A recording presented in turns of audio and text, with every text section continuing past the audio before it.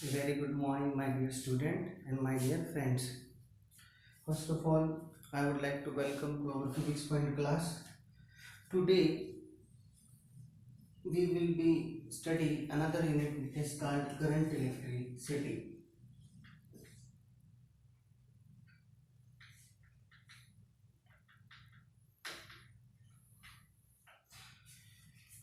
देखिए, current electricity हम कोई नई यूनिट नहीं है, ये हम ऑलरेडी क्लास 10th में पढ़ चुके हैं। करंट इलेक्ट्रिसिटी वो होती है जिसमें हम इलेक्ट्रिक करंट को किसी सर्किट में जनरेट करते हैं, उसी को हम करंट इलेक्ट्रिसिटी कहते हैं।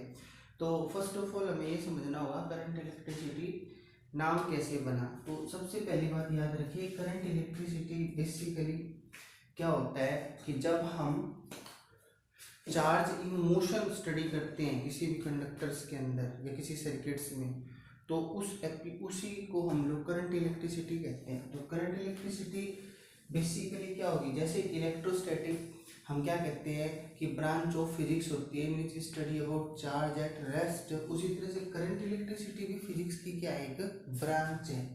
तो हम क्या कहेंगे, branch of physics in which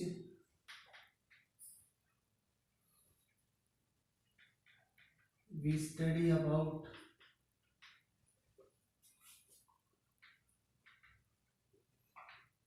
charge in motion। मतलब चार्ज जब मोशन में होगा तब उस ब्रांच को फिजिक्स की कौन सी ब्रांच बोलेंगे, फिजिक्स की वो ब्रांच क्या कहलाएगी, करंट इलेक्ट्रिसिटी।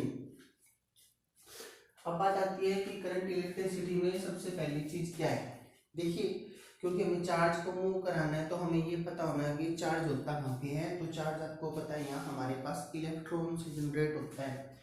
तो सबसे पहले हम लोग इलेक्ट्रॉन्स के बारे में थोड़ा स्टडी करते हैं। यहाँ पे देखिए, इलेक्ट्रॉन क्या चीज है। इलेक्ट्रॉन एक ऐसा फंडामेंटल पार्टिकल है जो कि नॉर्मली न्यूक्लियस के चारों तरफ रिवॉल्व करता है। तो हम कहेंगे a fundamental particle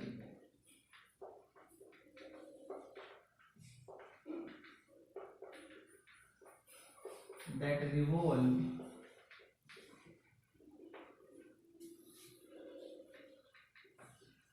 around nucleus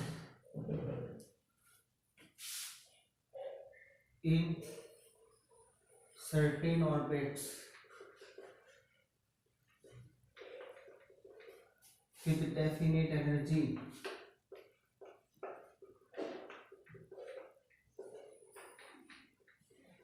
इसे तो हम इलेक्ट्रॉन बोलते हैं। अब एक चीज याद रखिए, मास ऑफ इलेक्ट्रॉन आपसे कोई पूछे तो 9.1 10 की माइनस 31 kg तो उसकी मास होती है। और चार्ज कोई पूछे हमसे तो चार्ज ऑफ इलेक्ट्रॉन कितना होता है, माइनस का 1.6 10 की माइनस 19 कूलम। ये हमारे पास इसका चार्ज होता है, किसका, इलेक्ट्रॉन्स का। अब ये इलेक्ट्रॉन दो प्रकार के बनाए गए। तो इन इलेक्ट्रॉन्स को इन लोगों ने क्या करा, ये दो प्रकार के पाए जाते हैं।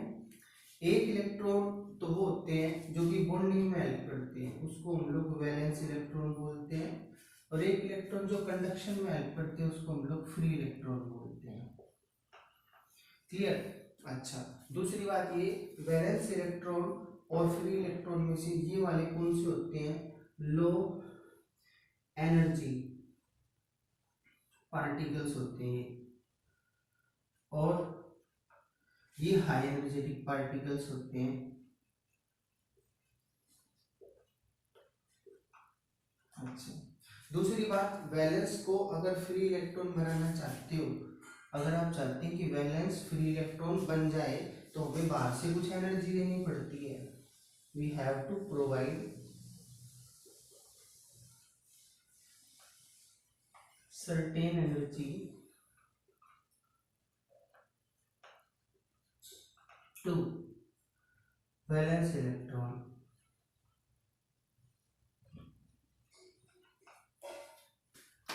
तब जाके वैलेंस फ्री इलेक्ट्रॉन में बन जाता है। दूसरी बात, फ्री इलेक्ट्रॉन जो होता है वो रेंडमली मूव कर सकता है इन एनी डायरेक्शन। तो ये क्या कर सकता है, move randomly in any direction, और ये क्या कर सकते हैं, not move randomly in any direction, ये randomly किसी डायरेक्शन में मूव नहीं कर सकता। क्यों नहीं, क्योंकि ये तो टाइटली बाउंड होता है, because it is tightly bound to.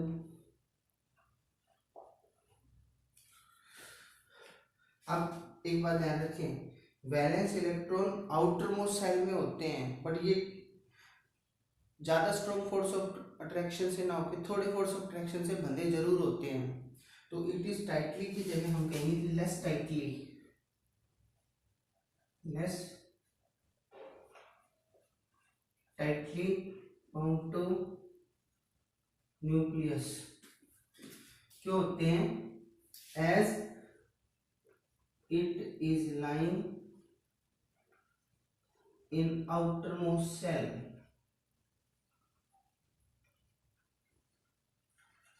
ये सबसे बाहर वाले सेल में मौजूद होते हैं और इन्हीं को एनर्जी देके हम लोग फ्री इलेक्ट्रॉन में चेंज कर लेते हैं। तो ये हो गया हमारे पास वैलेंस और फ्री इलेक्ट्रॉन के बारे में कुछ बेसिक बातें। अब हम फ्री इलेक्ट्रॉन से स्टडी करेंगे हमारे इस चैप्टर को। तो उसके लिए फ्री इलेक्ट्रॉन की तरफ चलते हैं।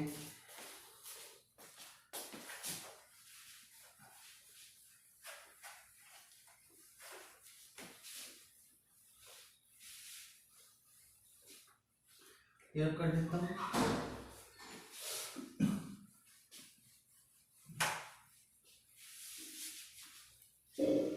तो सबसे पहले फ्री इलेक्ट्रॉन देखिए, फ्री इलेक्ट्रॉन क्या है, बेसिकली हमारे पास चार्ज कैरियर होते हैं सॉलिड्स के अंदर, मेटल्स में। तो फ्री इलेक्ट्रॉन क्या है, these are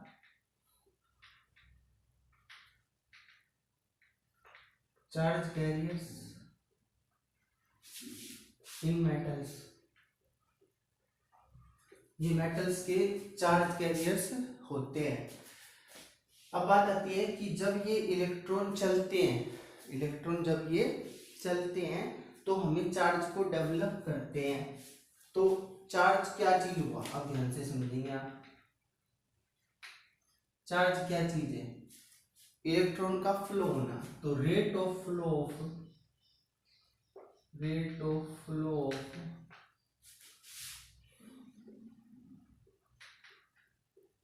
free electron, rate of flow of free electron, okay, rate of flow of free electron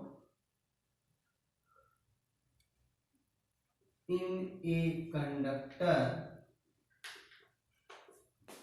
conductor के अंदर फ्री इलेक्ट्रॉन का रेट, रेट मीन्स टाइम के रिस्पेक्ट में फ्री इलेक्ट्रॉन का कंडक्टर के अंदर चलना through in a conductor is called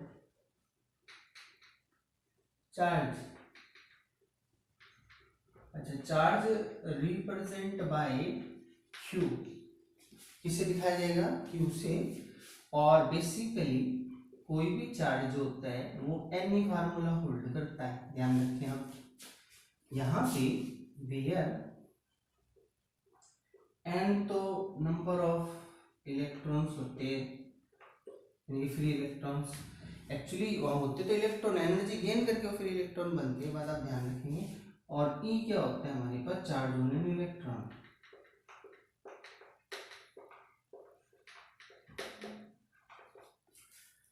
अब जैसे कोई भी मटेरियल की बात ले ली जाए, सपोज करो हम एग्जांपल लेते हैं कि एक कॉपर है, कॉपर कितने इलेक्ट्रॉन रखता है, मान लीजिए कॉपर हैज 5 इलेक्ट्रॉन, सपोज करो। वैसे तो हम सबको पता है कॉपर कुछ भी हम किसी भी मेटल उदाहरण के तौर पे बता रहा हूँ मैं आपको। मान लीजिए मैंने कहा कॉपर कितने रखता है, 5 इलेक्ट्रॉन रखता है। वैसे तो 5 नहीं रखता है, प्रॉपर कॉन्फ़िगरेशन करने पे पता लगेगा आपको। मैं एक नॉर्मली उदाहरण के तौर पे बता रहा हूँ कि मान लो किसी मेटल के पास मान लो कॉपर है, आयरन है, कोई भी ले लीजिए, 5 इलेक्ट्रॉन रखता है सपोज करो, तो उसका क्यू कैसे निकलेगा, क्यू निकलेगा 5 इंटू 1.6 10 की -19।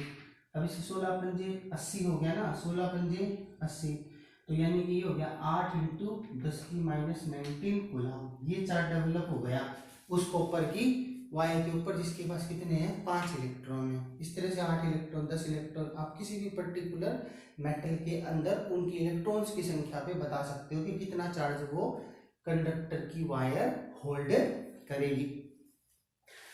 अब बात आती है इस चार्ज की यूनिट के बारे में। चार्ज की यूनिट याद रखें, एसआई यूनिट जो होती है कूलम होती है इसकी,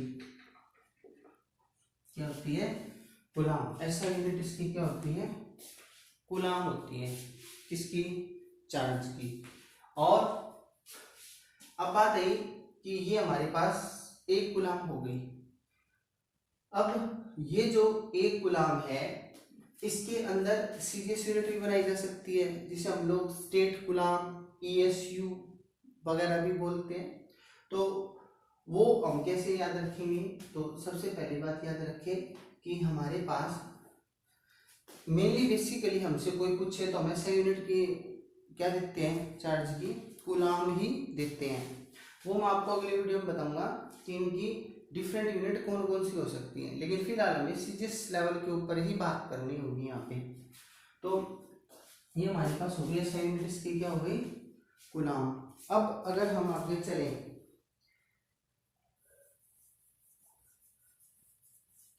तो ये हो गया चार्ज के बारे में। अब करंट को समझते हैं।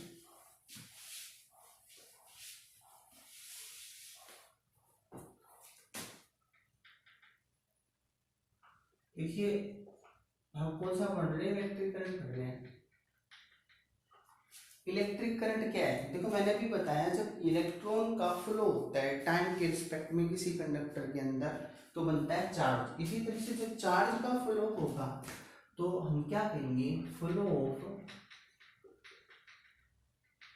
Charge per unit time across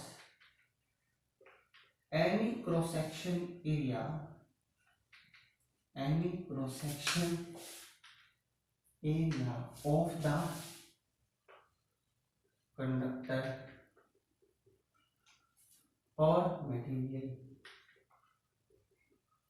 मतलब कि चार्ज का फ्लो यूनिट टाइम में अक्रॉस मींस किसी भी एनी क्रॉस सेक्शन एरिया, किसी भी एरिया में से क्रॉस कर जाए चार्ज पर यूनिट टाइम के अंदर, उसे कहते हैं करंट। अब एक चीज ध्यान रखेंगे आप, वो क्या कि ये हमारे पास सपोज करो एरिया है और इसमें से इलेक्ट्रॉन पास होते हैं इस तरीके से, इसमें से इलेक्ट्रॉन पास हो रहे हैं ऐसे। तो ये जो एरिया है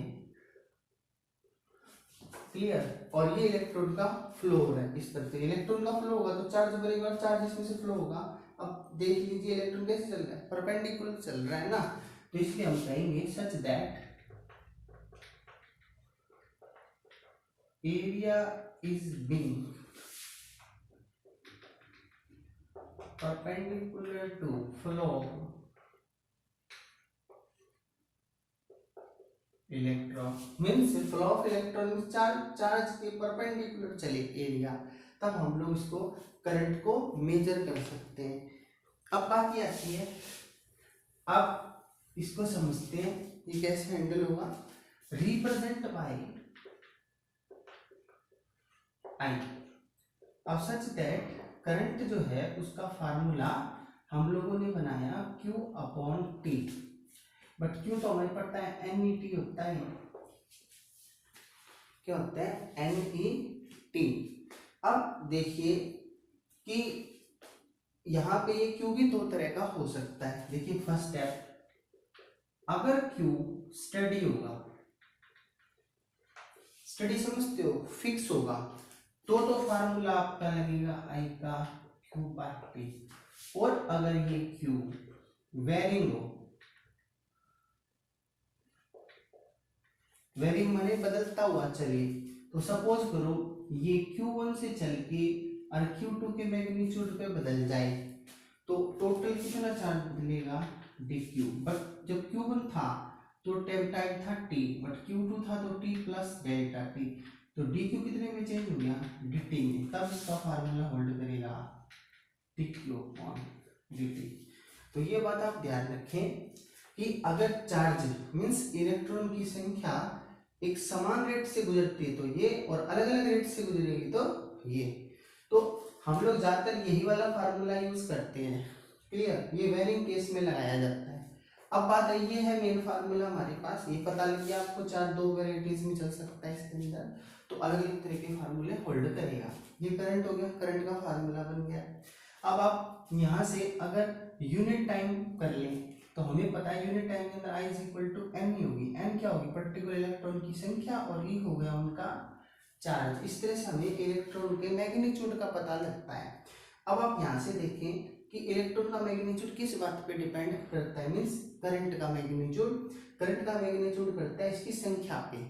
अगर जितने ज्यादा इलेक्ट्रॉन्स मीन्स फ्री इलेक्ट्रॉन्स जितने ज्यादा क्रॉस करेंगे उतना ज्यादा चार्ज डेवलप होगा, और जितना ज्यादा चार्ज डेवलप होगा उतना ही ज्यादा क्या होगा आपका करंट होगा। इसका मतलब क्या हो गया, current magnitude depends on charge magnitude, charge के मैग्नीट्यूड पे डिपेंड करता है। अगर इफ Q आपका हाई है तो आपका I भी क्या होगा, हाई होगा, और अगर आपका Q लो है तो I भी आपका क्या होगा, लो होगा। ये बात आप ध्यान रखिए क्योंकि हम तो यूनिट टाइम के अंदर बात करेंगे। अब यूनिट टाइम के अंदर हम बात करें तो अब हम क्या कहेंगे, ध्यान से देखिए आप, यूनिट टाइम हम मिनिमम टाइम लिखते हैं, ये टाइम ज्यादा भी हो सकता है कम भी, लेकिन मिनिमम कम से कम हम लोग यूनिट टाइम लिखते हैं। इसलिए डेफिनेशन में rate of flow of charge भी कह सकते थे, rate of flow of charge across any cross section area of the conductor such that area is being perpendicular to the flow of electron, ये भी कह सकते थे। और हम इसको ऐसे भी कह सकते हैं flow of charge per unit time, क्योंकि रेट नहीं लगाएंगे तो आपको यूनिट टाइम लगाना पड़ेगा। तो flow of charge per unit time across any cross section area of the conductor such that area being perpendicular to flow of electron is called current represented by I having formula Q by T is equal to Q where Q any तो that any by T। अब हमने यहाँ पे देख लिया Q study होगा तो formula I Q by T hold करेगा, Q वेरिंग होगा तो formula I V Q by dt hold करेगा। और Q की वैल्यू डिसाइड करेगी करंट के अमाउंट पे कि करंट ज्यादा है कि कम है किसी सर्किट के अंदर। अब बात आती है कि हमारे पास इसकी यूनिट की बात करते हैं, तो इसकी यूनिट की बात करें तो क्या निकल के आएगी,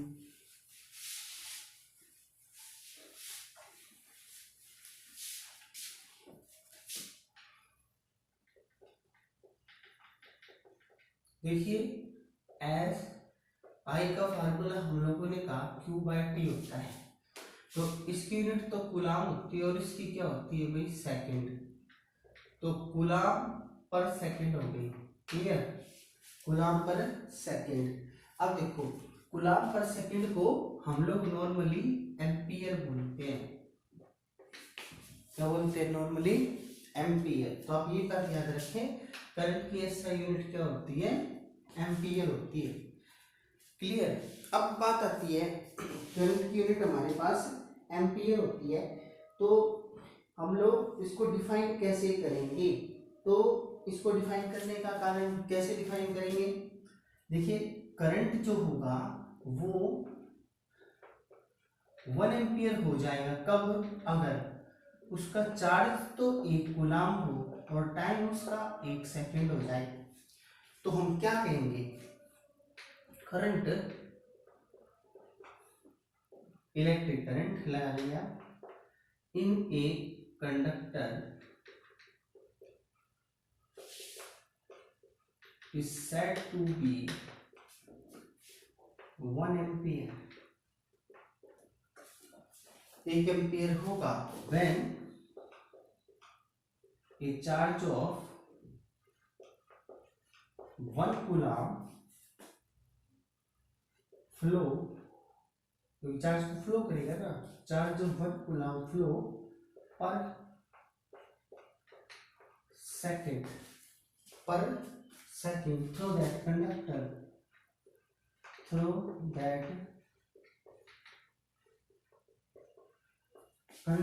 मीन्स कंडक्टर में से 1 सेकंड में जितना चार्ज फ्लो कर पाए, यानी कि 1 कूलम चार्ज फ्लो कर पाए, तो उस कंडक्टर के अंदर जितना करंट उस टाइम पे अवेलेबल होगा उसी को हम लोग 1 एम्पियर कहेंगे। अब बात आती है कि 1 एम्पियर कहेंगे तो ये 1 एम्पियर जो होता है ये कैसे मेजरमेंट करते हैं। तो देखिए हमारे पास एक डिवाइस है जिसका नाम है एमीटर। एमीटर क्या है, डिवाइस है। ये डिवाइस क्या काम करता है, हम लोगों के लिए मेजर करता है। किसको करता है मेजर, इलेक्ट्रिक करंट को। किसको करता है, इलेक्ट्रिक करंट। अब मेजर करता है इलेक्ट्रिक करंट। ये डिवाइस हमारे पास 2 वैरायटीज का होता है, एक होता है माइक्रोमीटर और एक होता है मिलीमीटर। क्लियर। माइक्रोमीटर का मतलब 10⁻⁶ एम्पियर होता है और जबकि मिली का 10⁻³ एम्पियर होता है। ये बात आप याद रखिए। इन दोनों में से जो मिली है वो लार्ज करंट को मेजर करेगा, तो ये हमेशा किसको करता है, लार्ज करंट मेजर। और ये वाला डिवाइस किसको करता है, लो करंट मेजर।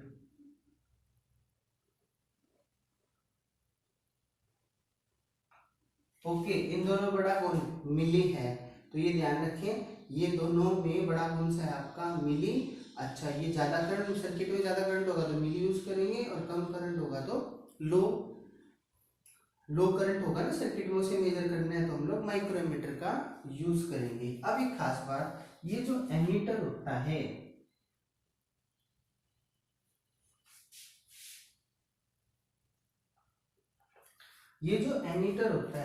ये हमेशा सर्किट के अंदर, यानी कि किसी भी पर्टिकुलर सर्किट में सीरीज में जुड़ेगा। किसमें जुड़ेगा, सीरीज के अंदर। क्यों जुड़ेगा, because it has low resistance.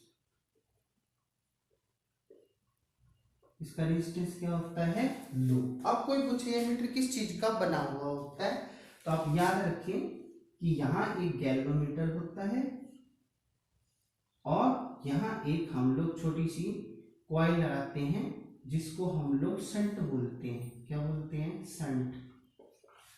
Shunt और गैल्वेनोमीटर के पैरेलल कॉम्बिनेशन से हमें ये हासिल होता है, शंट और गैल्वेनोमीटर के। तो हम लोग बोल सकते हैं एमीटर बेसिकली क्या है, एक पैरेलल कॉम्बिनेशन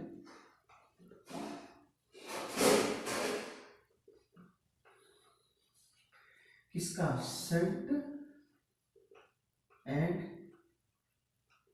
गैल्वेनोमीटर। अच्छा, अब एक चीज ध्यान रखें, ये गैल्वेनोमीटर क्या काम करता है, गैल्वेनोमीटर करता है करंट की मौजूदगी को दर्शाता है। Means it detect presence of current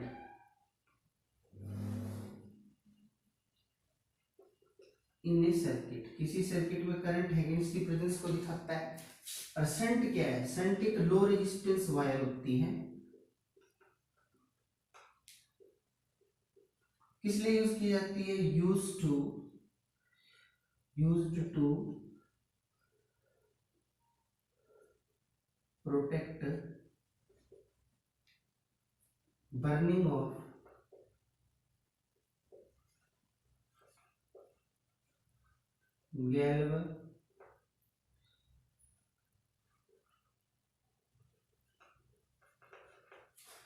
low resistance wire used to protect burning of galvanometer from high amount of current। मतलब करंट की ज्यादा मात्रा से गैल्वेनोमीटर फूंक ना जाए, उसे बचाने के लिए एक लो रेजिस्टेंस वायर को यूज किया जाता है, जिसे हम बेसिकली क्या बोलते हैं, शंट बोलते हैं। और शंट का मेन फंक्शन ये होता है कि वो गैल्वेनोमीटर को बचाता है high supply of electric current से।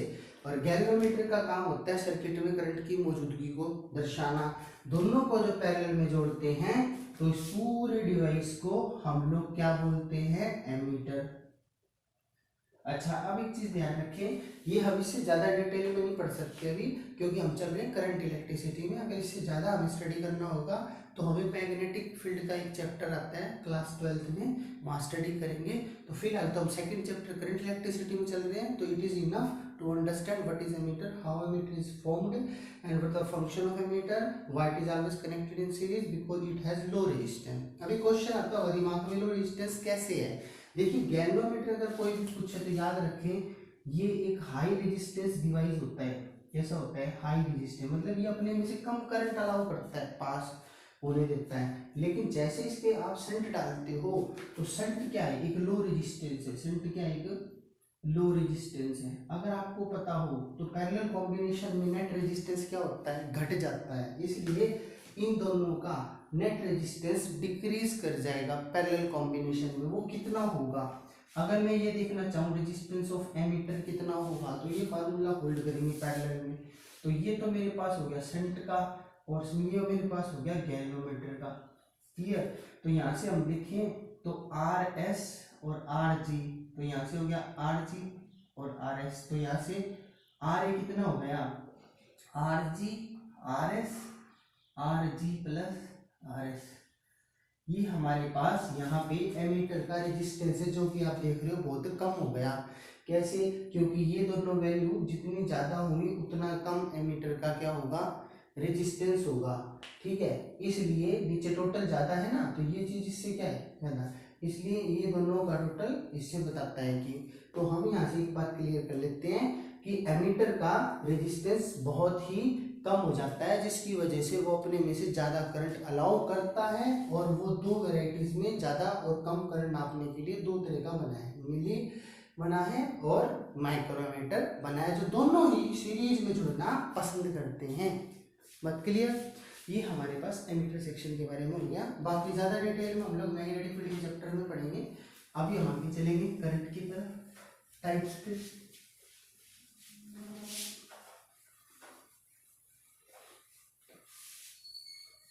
एम्पियर की डेफिनेशन भी होगी आपको।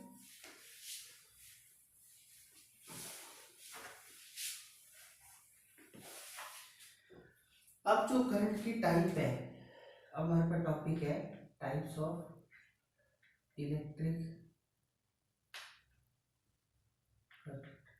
देखिए हमारे पास टाइप्स में ये तीन प्रकार का होता है। सबसे पहला जिसे हम लोग स्टडी करंट बोलते हैं, स्टडी।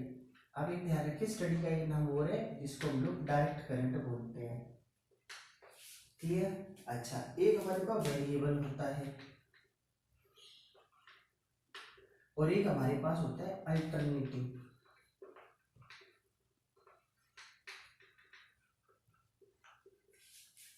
अच्छा, अब एक चीज आपको ध्यान रखनी होगी।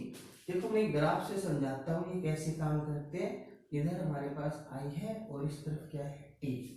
देखिए स्टडी करंट तो वो होता है जिसका मैग्नीट्यूड एक जगह टाइम के साथ फिक्स होता है, इसे बोलते हैं स्टडी करंट। लेकिन अगर हम वेरिएबल करंट करें तो वेरिएबल आपका ये वाला भी हो सकता है, जैसे कि आपका ये गया, एक आपका ऐसे भी हो सकता है, आपका ये ऐसे भी हो सकता है। तो देखिए यहाँ पे मैं इस स्टडी करंट को अगर I1 से दिखाता हूँ, ये स्टडी करंट है, IA से दिखाया जा रहा है। ये IB, IC, ID ये सभी क्या आपके वेरिएबल करंट को शो करेंगे। इसमें वेरी कर रहा है देखो तेजी से, और इसके अंदर क्या कर रहा है आपका, ये क्या कर रहा है, वेरी कर रहा है। इसमें क्या कर रहा है, वेरी, बट इस जगह एक जगह फिक्स है, तो इसे बोलते हैं स्टडी करंट। ये तीनों अलग अलग तरह के ग्राफ का नेचर है करंट और टाइम के बीच में वेरिएबल करंट का। और अल्टरनेटिव करंट कौन सा होता है, अल्टरनेटिव करंट होता है जो एक बार ऊपर की तरफ बढ़ता है फिर नीचे की तरफ घटता है। तो इसकी साइकिल तो वैसे जैसी होती है सिमेट्री के हिसाब से इतनी होती है, ये प्लस और ये वाला माइनस। अब इसमें हमें कैसे पता, देखो जो स्टडी करंट है उसका जो मैग्नीट्यूड है ठीक है, तो वो हमारे पास फिक्स होता है, जबकि वेरिएबल का मैग्नीट्यूड चेंज होता रहता है, changes with respect to time. और अल्टरनेट का क्या होता है, मैग्नीट्यूड तो चेंज होता है एंड डायरेक्शन चेंज पीरियोडिकली। देखो पीरियोडिकली का मतलब हो गया एक फिक्स टाइम के बाद, आफ्टर फिक्स टाइम। तो आफ्टर फिक्स टाइम मतलब क्या हो, ध्यान से समझो। आफ्टर फिक्स टाइम का मतलब है कि आधी साइकिल के बाद, ये साइकिल t/2 है और ये t है, तो after each of cycle direction change periodically, means एक बार प्लस एक बार माइनस, फिर प्लस फिर माइनस, इस तरह से कंटिन्यूसली चलती रहती है और हमें करंट जो होता है वो हासिल होता है। तो इस डायरेक्शन में करंट प्लस होता है, इस डायरेक्शन में माइनस होता है, तो दोनों को नेट जोड़ दें तो ओवरऑल कंप्लीट साइकिल पे नेट करंट हमारा कितना होता है, 0 होता है। ये बात आप जरा ध्यान रखिएगा सीरियसली। तो यहाँ हम देखें तो हमारा करंट I0 है, तो यहाँ देखें तो हमारा माइनस का I0 है, तो यहाँ हमारा कौन सा करंट है, माइनस का I0, देख रहे हैं ना। तो इस तरह मैक्सिमम है, इस डायरेक्शन में नेगेटिव डायरेक्शन है मैक्सिमम, दोनों को जोड़ेंगे तो ओवरऑल साइकिल पे I0 minus I0 is equal to 0 होता है। बात समझ में आ गई। तो ये हमारे पास स्टडी, वेरिएबल और अल्ट। अच्छा एक खास बात, स्टडी और डायरेक्ट करंट का जो सोर्स है वो हमारे पास बैटरी होती है, क्या होती है, बैटरी। और अल्टरनेटिंग सोर्स होता है वो हम लोग ऐसे भी बनाते हैं, ये आप देखेंगे बड़ी क्लास में, इसे हम अल्टरनेटिंग करंट का सोर्स बोलते हैं। तो हमारे घरों में जो पीछे से सप्लाई आ रही है वो एसी है, बट हमारे इन्वर्टर और बैटरी के तहत जो कॉम्बिनेशन से करंट लेते हैं बैटरी से, उसे हम लोग डायरेक्ट करंट बोलते हैं। जैसा आपने सुना होगा कि हमारे पास बैटरी चार्जेबल भी होती है और नॉन चार्जेबल भी। तो कार की बैटरी, मोटरसाइकिल की बैटरी, घरों के अंदर इन्वर्टर में जो बैटरी यूज होती है, ये सभी डायरेक्ट करंट देती हैं। और अगर इन दोनों को आपस में चेंज करना चाहते हो कि एसी से डीसी बन जाए और डीसी से, तो हमारे पास इन्वर्टर लगाया होता है। क्या लगा होता है, इन्वर्टर, तो नाम ही है इन्वर्टर, उल्टा करने वाला। बैटरी को एसी भी कौन बनाता है, इन्वर्टर। और एसी को डीसी बनाना हो तो हमारे पास क्या होता है, चार्जर देखा होगा आपने, वो एसी को डीसी में कन्वर्ट करता है। ध्यान से देखिएगा, अगर आपको डीसी से एसी में जाना है और आपको एसी से डीसी में जाना है, तो ध्यान से देखें, आपको एसी से डीसी में जाना है तो हम लोग क्या यूज करते हैं, चार्जर करते हैं। क्या करते हैं, चार्जर, क्योंकि हम लोग जैसे मोबाइल की बैटरी को उसमें लगा देते हैं, मोबाइल की बैटरी चार्ज हो जाती है, तो बैटरी में डीसी करंट आ गया चार्जर के हेल्प से। और डीसी को एसी बनाना हो तो हमारे पास क्या होता है, इन्वर्टर। क्या होता है, इन्वर्टर। इस तरह से हमारे घरों में दोनों डिवाइस अवेलेबल है, जो एसी को डीसी और डीसी को एसी में चेंज कर देते हैं। अब हम आगे चलेंगे। तो करंट की टाइप्स के बारे में पता लग गया, उनके सोर्सेज के बारे में पता लग गया। तो ज़्यादातर हम लोग स्टडी और अल्टरनेटिंग करंट यूज करते हैं। अच्छा एक चीज़ याद रखिए, जो वेरिएबल करंट होते हैं, ये वेरिएबल करंट वो होते हैं जिसमें थोड़ा सा मिक्सिंग होता है एसी के साथ डीसी। तो उसको हटाने के लिए, उसमें से जो फ्लक्चुएशन होती है, उस फ्लक्चुएशन को हटाने के लिए हम लोग सर्किट पढ़ते हैं, फिल्टर। वो हम लोग सेमीकंडक्टर्स चैप्टर में पढ़ेंगे। जब हम लोग डायोड्स के बारे में पढ़ेंगे ना, तब हम फिल्टर पढ़ेंगे। तो वो तो बहुत हाई लेवल पे हो जाएगा, अभी नहीं जा सकते वहां तक। तो अभी सिर्फ इतना याद रखो, तीन तरह के होते हैं। एक होता है कौन सा आपके पास, स्टडी करंट, एक होता है वेरिएबल करंट, और एक होता है अल्टरनेटिंग करंट। स्टडी करंट मैंने क्या बताया, वो करंट जिसका मैग्नीट्यूड टाइम के रिस्पेक्ट में फिक्स होता है। वेरिएबल वो जिसका मैग्नीट्यूड वेरी होता रहता है, घटता बढ़ता रहता है। और अल्टरनेटिंग वो जिसका मैग्नीट्यूड तो बदलता ही है और साथ में उसकी डायरेक्शन हर आधी साइकिल के बाद चेंज हो जाती है, मीन्स उसकी डायरेक्शन पीरियोडिकली चेंज होती है। एक चीज और रह गई, जो डायरेक्ट करंट होता है उसका फार्मूला आई का हम लोग ये यूज करते हैं, Q/T। Q/T देखिए, इसका मैग्नीट्यूड चेंज नहीं हुआ इसलिए ये यूज करेंगे, और अगर मैग्नीट्यूड चेंज होगा तो मैंने आपको फार्मूला बताया था I/dQ/dt यूज करेंगे। जबकि अल्टरनेटिंग करंट जो होता है उसकी इक्वेशन होती है I0 sin ओमेगा t। आप अभी ये बहुत ज्यादा एडवांस लेवल पे इसका पूरा का पूरा एक पार्ट है हमारे पास +2 सिलेबस में, उसे हम बाद में स्टडी करेंगे। तो आप यहाँ पे याद रखिए आई नोट मैक्सिमम करंट होता है ये रहा, और साइन ओमेगा टी में टी वो पर्टिकुलर टाइम है जिस टाइम के रिस्पेक्ट में इसका मैग्नीट्यूड वेरी करता है, और ओमेगा एंगुलर वेलोसिटी होती है जिसमें उसकी फ्रीक्वेंसी छुपी होती है। कौन से फार्मूले से? 2π/t से, और 1/t मीन्स टाइम पीरियड को हम फ्रीक्वेंसी बोलते हैं, इसलिए इसे वो 2πt भी बोल सकते हैं और 2πν भी बोल सकते हैं। इसके दोनों के फार्मूले हैं। ये इसकी एंगुलर वेलोसिटी को फ्रीक्वेंसी कहलाती है। तो इस तरह से ये वाली इक्वेशन जब भी लिखी दिख जाए तो समझ जाना आप अल्टरनेटिंग करंट के सवालों को स्टडी कर रहे हैं, और जब iq/t idq/dt मिल जाए तो समझ जाना आप लोग डायरेक्ट करंट और वेरिएबल करंट के सवाल कर रहे हैं। अब क्योंकि हमारे चैप्टर का नाम करंट इलेक्ट्रिसिटी है, तो इस पूरे चैप्टर में हम लोग ये बैटरी वाले करंट के ही सवाल करेंगे, इसलिए हमेशा मैं करंट का फार्मूला I = dq/dt या I = q/t ही यूज करूंगा। बात समझ में आ गई? Got it? अच्छा, अब हम आगे चलते हैं।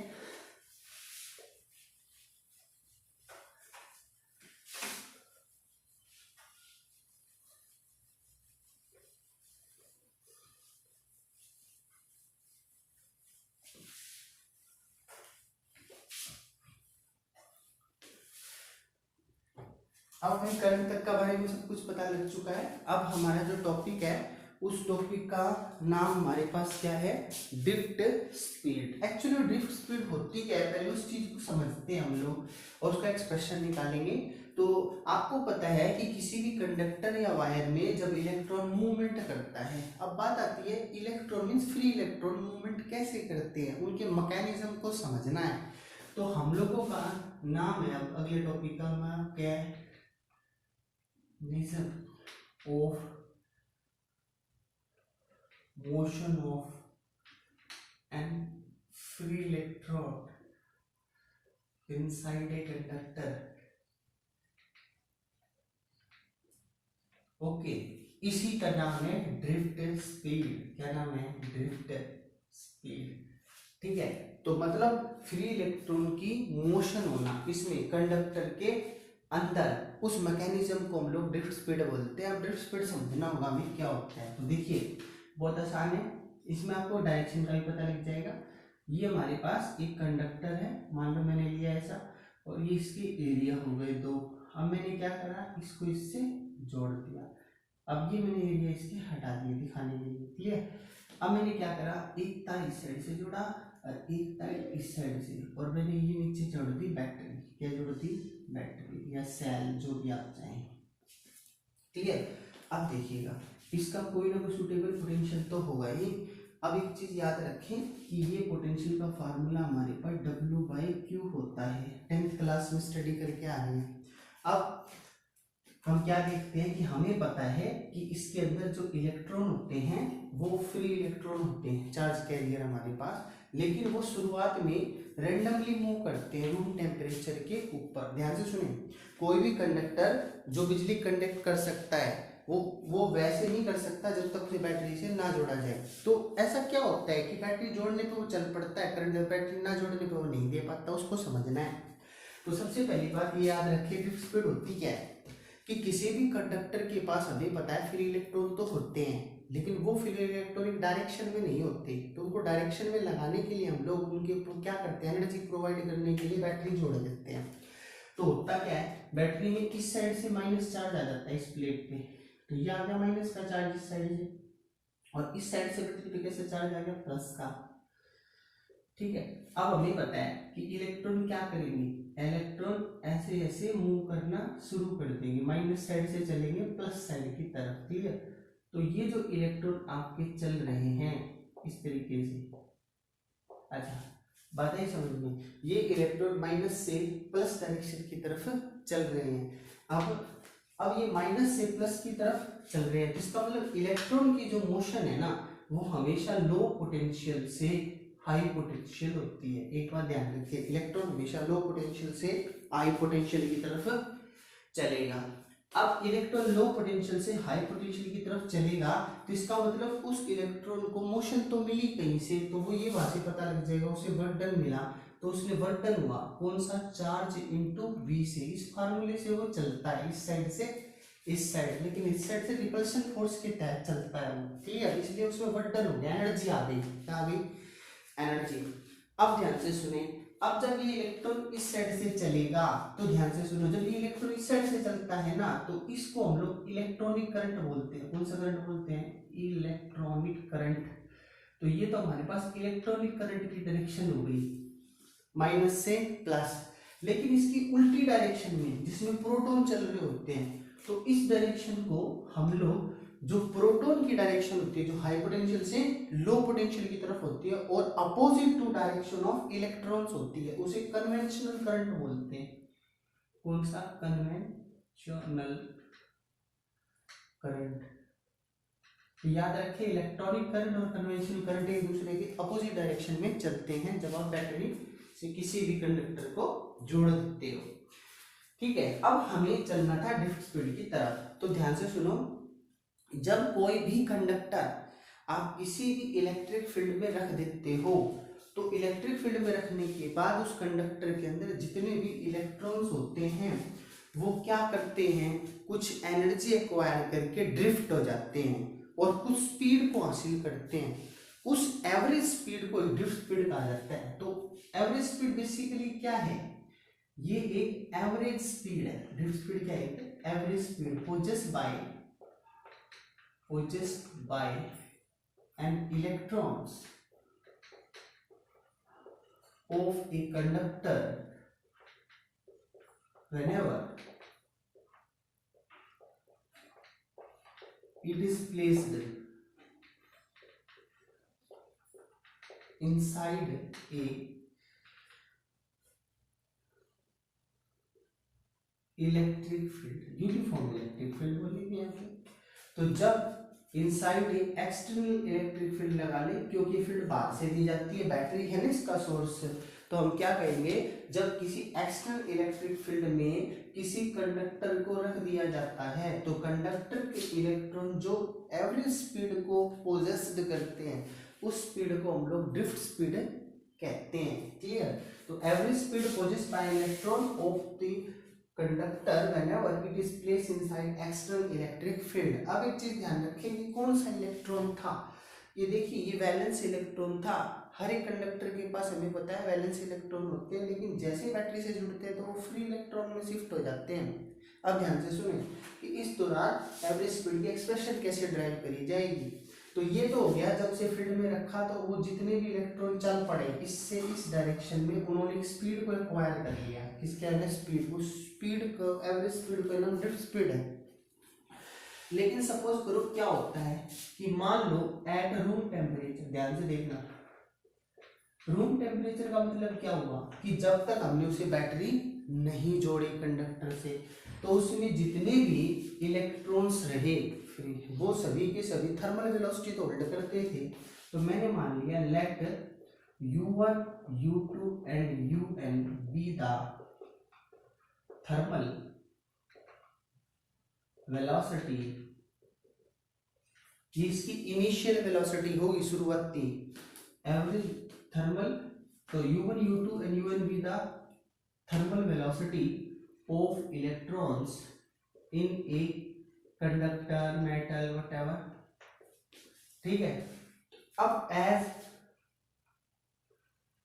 All are move in random direction, मैंने बताया था ये रैंडम में मूव करते हैं, रैंडम डायरेक्शन। देयरफॉर अगर ये रैंडम डायरेक्शन में मूव करेंगे, कैसे करेंगे, कोई इस तरफ चल रहा है, कोई इस तरफ चल रहा है, कोई इस तरफ चल रहा है, कोई इस तरफ चल रहा है, कोई इस तरफ, ऐसे ये u1 है, ये u2 है, ये u3 है, ये u4 है, ठीक है, और ये आपका un है। इस तरह से ये रैंडमली मूव कर रहे हैं किसी भी कंडक्टर के अंदर। सपोज करो ऐसे ये कंडक्टर है, इसके अंदर ये रैंडमली मूव ऐसे कर रहे हैं। अब ये कंडक्टर वैसे आप सोच रहे हो टेढ़ा बना दिया, तो मैं इसको सीधा बना देता हूँ, ये लो u2। अब मैं इस लाइन को यहाँ से हटा के और ये कर देता हूँ। क्लियर। तो ये इस तरह से चल रहे हैं रैंडमली, टेढ़े मेढ़े। तो इस वजह से इनकी नेट एवरेज वेलोसिटी जो होगी वो u1 से लेके u एंड डिवाइड बाय क्या होगी, n पार्टिकल्स। कितनी होगी, n। तो ये सभी आपस में क्या करेंगे, वेक्टर्स है ना, वेलोसिटी इज वेक्टर क्वांटिटी। अब ये वेक्टर इसका अपोजिट है, ये वेक्टर इसका अपोजिट है, इसी तरह से एक वेक्टर इधर भी अपोजिट हो सकता था। तो नेट सम मिला के इसका कितना रखा जाता है, 0। ये बात आप याद रखिए एट रूम टेम्परेचर पे, क्लियर। तो रूम टेम्परेचर पे इसकी इनिशियल वेलोसिटी u1 से un डिवाइड बाय n जो कि 0 मानी जाती है। अब होगा क्या, जैसे ही आपने फील्ड में रख दिया इस कंडक्टर को, तो इसने अपनी वेलोसिटी एक्वायर करी, तो ये क्या है, फाइनल वेलोसिटी है ना। तो हम क्या कहेंगे, final velocity of first particle, यानी कि जो इलेक्ट्रॉन है उसकी कैसे फॉर्मूले से निकलेगी, v बराबर होता है u प्लस ए टी। ध्यान से देखते जाओ, तो u1 तो इसकी फर्स्ट हो गई। अच्छा, एक्सेलरेशन इसमें क्या रहेगा, a ही रहेगा, और ये t1। इसी तरीके से आप चलते जाओगे तो आपकी final velocity of nth particle भी निकल आएगी। अब nth पार्टिकल की कितनी होगी, un प्लस ए टी ये पावर n, क्लियर। ये हमारे पास निकल आई। अब देखो नाउ, अब आप क्या करें कि इसके जोड़ दें, तो हमें तो एवरेज निकालनी है। तो v एवरेज हमारे पास कैसे निकलेगी, v1 से लेके v n डिवाइड बाई क्या लगेगा n, ऐसे निकलेगी, है ना। अब देखो v का फार्मूला क्या है, u1 a t1 पहला हो गया, फिर प्लस u2 a t2, अगला क्या होगा un a t, क्लियर। नीचे क्या पड़ा है सबके, एवरेज में जितने पार्टिकल की संख्या उससे डिवाइड कर देंगे। अब इनको इकट्ठा करके देख लो, u1 u2 un, एक n तो ये बन गया अलग से, क्लियर। दूसरा a ये बाहर निकाल लिया, t1 से लेके tn डिवाइडेड क्या हो गया n, क्लियर। इधर क्या हो गया आपका v एवरेज निकल आई, ठीक है। इस v एवरेज को हम बेसिकली ड्रिफ्ट बोलते हैं, वो भी करेंगे बाद में। अब मुझे ये a पता लगाना है, ये a कैसे होगा, तो ध्यान से देखो, when conductor place in external electric field, जब उसको एक्सटर्नल इलेक्ट्रिक फील्ड में रखा जाएगा तो इट एक्सपीरियंस ए फोर्स, वो फोर्स फील करेगा, कितना करेगा, F is equal to q. क्यों करेगा, क्योंकि एक इलेक्ट्रॉन के पास चार्ज कितना होता है Q, और E इलेक्ट्रिक फील्ड में रखा, तो हमने पढ़ा हुआ है कि कितना फोर्स कर सकता है एक चार्ज इलेक्ट्रिक फील्ड में, फोर्स QE। अच्छा, अब माइनस क्यू करेगा क्योंकि चार्ज तो नेगेटिव होता है उसके पास, एंड अब वो क्या करेगा, अनदर फोर्स, क्योंकि वो चले तो गा ना, क्योंकि जैसे उसको फोर्स मिलेगा तो इस तरफ क्या होगा, ड्रिफ्ट होगा, क्या होगा, ड्रिफ्ट। तो उसकी ये जो वेलोसिटी है इस डायरेक्शन में, इसको हम लोग ड्रिफ्ट वेलोसिटी बोल देंगे, जो इधर से भागेगी। तो ये ड्रिफ्ट वेलोसिटी उसको सरकाएगी, डिस्प्लेसमेंट देगी, तो एक्सेलरेशन तो होल्ड करेगा ना, तो m में करेगा वो। तो यहां से F कितना आ गया, ये वाला फोर्स आ गया, इसमें ये A क्या है, एक्सेलरेशन है,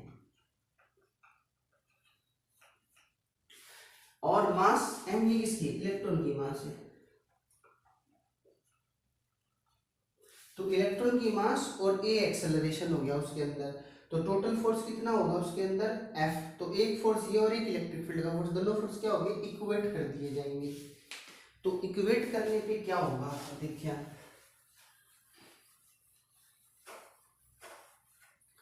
अब यहां से देखिए, ये इक्वेशन नंबर 1 ले लेते हैं और ये नंबर 2, एज 1 बराबर 2 के बोथ आर फोर्सेस ना, तो minus q is equal to क्या हो गया, m में, तो मुझे तो ए निकालना है, माइनस का क्यू ई बाई एम हो गया। ये मेरा एक्सेलरेशन आ गया, जो कि उस यहाँ के सभी इलेक्ट्रॉन्स के पास होल्ड करता है। अब ये एक्सेलरेशन में यहाँ रख दूं, तो u1 से u2 plus un divide by n, और यहाँ माइनस में आ जाएगा ये QE अपॉन m, T1 से Tn divide by n, clear. अब देखो ये क्या चीज था, ये तो जीरो था, देख लीजिए एवरेज थर्मल वेलोसिटी था, ये तो हमारा स्टार्टिंग का जीरो था। तो हमारे पास v एवरेज कितना आ गया यहाँ से, माइनस का क्यू ई अपॉन एम। अब नीचे क्या पड़ा है, T1 T2 and so on Tn divide by n। देखिए इसको हम लोग क्या बोलते हैं, टो एवरेज। याद रखें स्टो का नाम क्या है, स्टो को हम लोग रिलैक्सेशन टाइम बोलते हैं। क्या बोलते हैं, रिलैक्सेशन टाइम, रिलैक्स,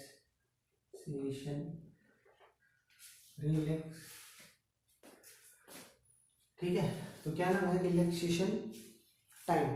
तो अब अगर हम इस रिलैक्सेशन की बात करें टाइमिंग की, तो रिलैक्सेशन टाइम जो है, रिलैक्सेशन, ठीक है, तो यहां आएगा रिलैक्सेशन,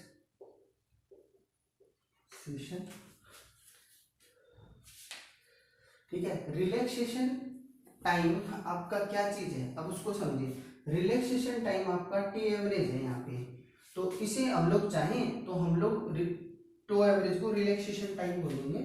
तो अब बात आती है रिलैक्सेशन टाइम क्या चीज होती है। देखो जैसे ही ये कंडक्टर जो भी इलेक्ट्रॉन होल्ड करता था फ्री, इसको जैसे फील्ड में रखा तो ये चल पड़े तो इन्हें फोर्स लगाए, ड्रिफ्ट हो गए। तो जो भी दो कोलिजन होंगे मीन्स जब ये ड्रिफ्ट होंगे तो या तो ये अपने आप से टकराएंगे या कंडक्टर की वॉल से टकराएंगे। तो उन दो कोलिजन्स के दौरान जो टाइम लैप्सिंग होगा उसी को बोलते हैं रिलैक्सेशन टाइम। तो रिलैक्सेशन टाइम बेसिकली क्या चीज है, the time lapsing between the two successive collision is called relaxation time and given by tau average having formula this। तो इसका मतलब अब यहां से हम लोग कहेंगे कि v एवरेज का फार्मूला आ गया q e m upon tau average. इस v एवरेज को ही हम लोग ड्रिफ्ट वेलोसिटी बोलते हैं, तो माइनस का q e m upon tau average आएगा। क्लियर, ड्रिफ्ट की डेफिनेशन तो ऑलरेडी शुरू में हो चुकी थी, एवरेज की मैंने आपको बता दी। इसे क्या बोलेंगे, टाइम लैप्सिंग बोलेंगे। क्या बोलेंगे, टाइम लैप्सिंग। अब देखो, अब टाइम लैप्सिंग का मतलब क्या हुआ, इसे हम क्या कहेंगे, ये time elapsed between two successive collision between the free electrons। Okay, दो फ्री इलेक्ट्रॉन्स के बीच में, यानी कि बिटवीन द फ्री इलेक्ट्रॉन्स के बीच में लगातार दो सक्सेसिव कोलिजन के बीच का टाइम लैप्सिंग। अब मैं इसको प्रैक्टिकली समझाता हूं, उसे बोलेंगे कॉल्ड रिलैक्सेशन टाइम। आप ये ना लिखें, ये बोलते हैं रिलैक्सेशन टाइम, ठीक है। अब सुनो, तो रिलैक्सेशन टाइम हो गया हमारे पास। अब आपको यहाँ पे समझाना है कैसे करेगा। देखो जैसे मैं यहाँ खड़ा था इस टाइम, जैसे फील्ड लगी मैं सड़क के यहाँ आ गया, तो मैंने क्या करा, अपनी इनिशियल पोजीशन से फाइनल पोजीशन में डिस्प्लेसमेंट दे दिया। ये मेरी ड्रिफ्ट स्पीड बन गई, क्योंकि displacement with respect to time क्या होता है, वेलोसिटी। जैसे हम विदाउट डायरेक्शन हो तो स्पीड और विद डायरेक्शन हो तो क्या होता है, विद डायरेक्शन हो तो वेलोसिटी। तो हम लोग इसलिए यहाँ पे ड्रिफ्ट स्पीड बोलते हैं, क्योंकि इसकी स्पेसिफिक डायरेक्शन नहीं है फिलहाल। तो ये जितने भी चल रहे हैं ये माइनस से प्लस, यानी कि लो पोटेंशियल से हाई पोटेंशियल की तरफ चल रहे हैं, इसलिए ये बना आपका ड्रिफ्ट वेलोसिटी। और रिलैक्सेशन टाइम हो गया कि फील्ड में फोर्स लगने से पहले और फोर्स लगने के बाद उसके बीच में कितने टाइम तक वो वहां पे स्टे करता है, उसे बोलते हैं रिलैक्सेशन टाइम। क्लियर, एक तो मैं इंतजार कर रहा हूँ फील्ड लगने उसके बाद चल रहा हूँ, और एक फील्ड लगते ही चल रहा हूँ, इसी को बोलते हैं रिलैक्सेशन, जिसको हम टी एवरेज बोलते हैं। टी एवरेज यूं बोलते हैं क्योंकि ये सारे जितने भी इलेक्ट्रॉन्स हैं ना इस कंडक्टर के अंदर, उन सभी का एवरेज टाइम होता है। कम ज्यादा हो सकता है एक दूसरे का, लेकिन उनका ओवरऑल निकाले तो उसे बोलते हैं रिलैक्सेशन टाइम, जिसे टो एवरेज से दिखाया जाता है। उसका formula T1 T2 Tn divided by n होता है। क्लियर, तो रिलैक्सेशन टाइम और ड्रिफ्ट वेलोसिटी आपको समझ में आ गई। अब हम इसका करंट के साथ रिलेशन स्टडी करते हैं। अच्छा, एक चीज और, यहाँ इस फार्मूले में आपने क्या देखा कि जो ड्रिफ्ट वेलोसिटी है ना, वो हमारा फार्मूला आया है q e m upon tau average. Means आप क्या देख रहे हो, ये इलेक्ट्रिक फील्ड की अपोजिट है। मीन्स अगर देखिए इलेक्ट्रिक फील्ड इधर चल रही है इसमें, तो ड्रिफ्ट वेलोसिटी किधर चलेगी, इस साइड से। क्लियर, ड्रिफ्ट वेलोसिटी हमेशा इलेक्ट्रिक फील्ड के अपोजिट हैंडल करती है।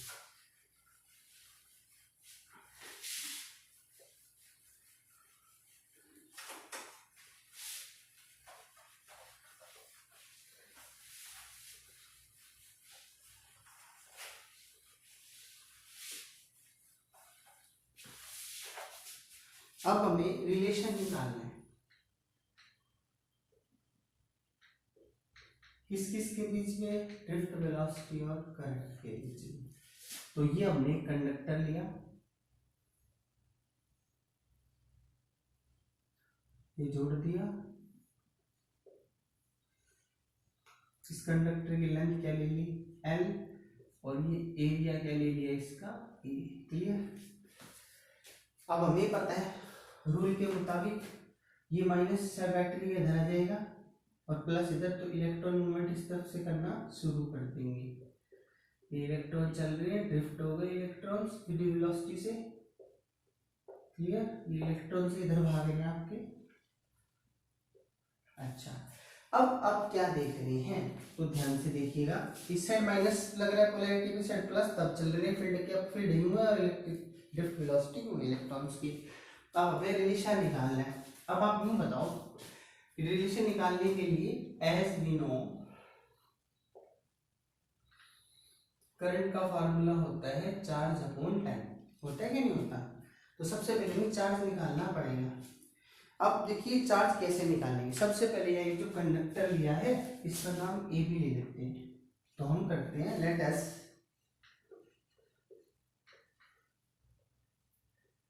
कंसीडर ए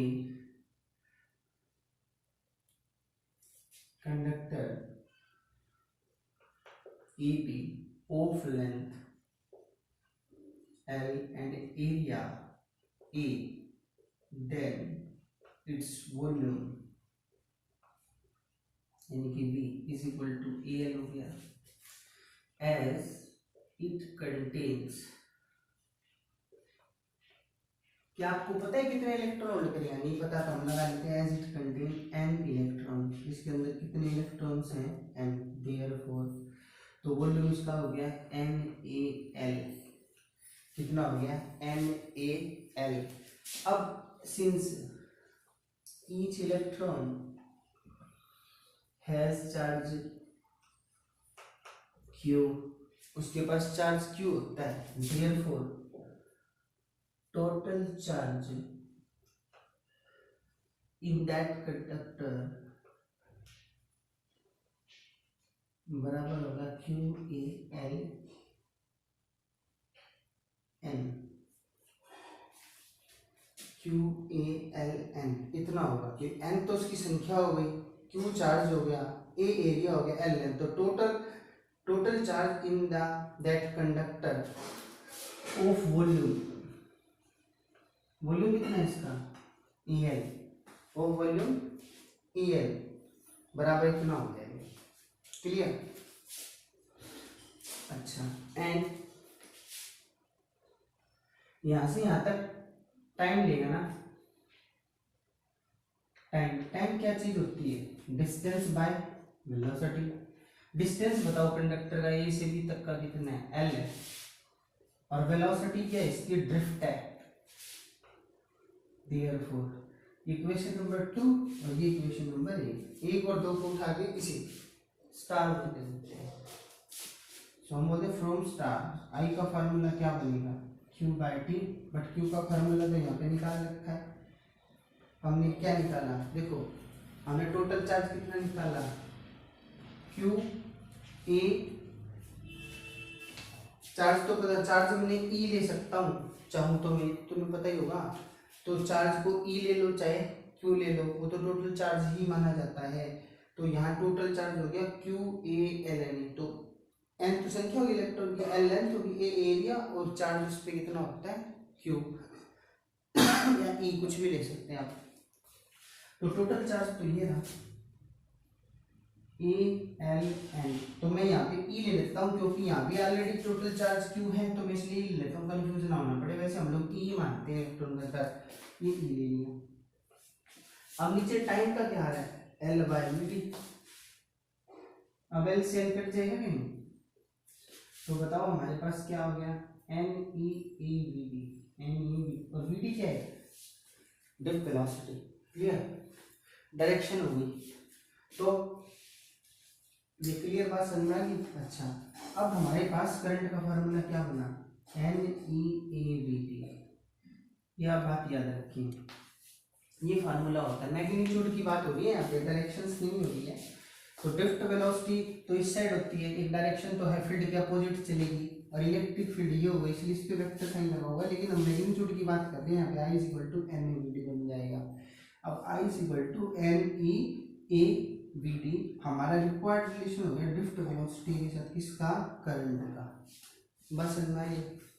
अच्छा, ये हमारे पास हो गया all about drift speed expression, drift speed के साथ करंट का रिलेशन, करंट की टाइप, चार्जेस, और एमीटर किस तरह से बना था, एमीटर को सीरीज में क्यों जोड़ते हैं, इलेक्ट्रॉन कितने प्रकार के होते हैं, और चार्ज क्या होता है। तो I hope you very well understand all about that topics.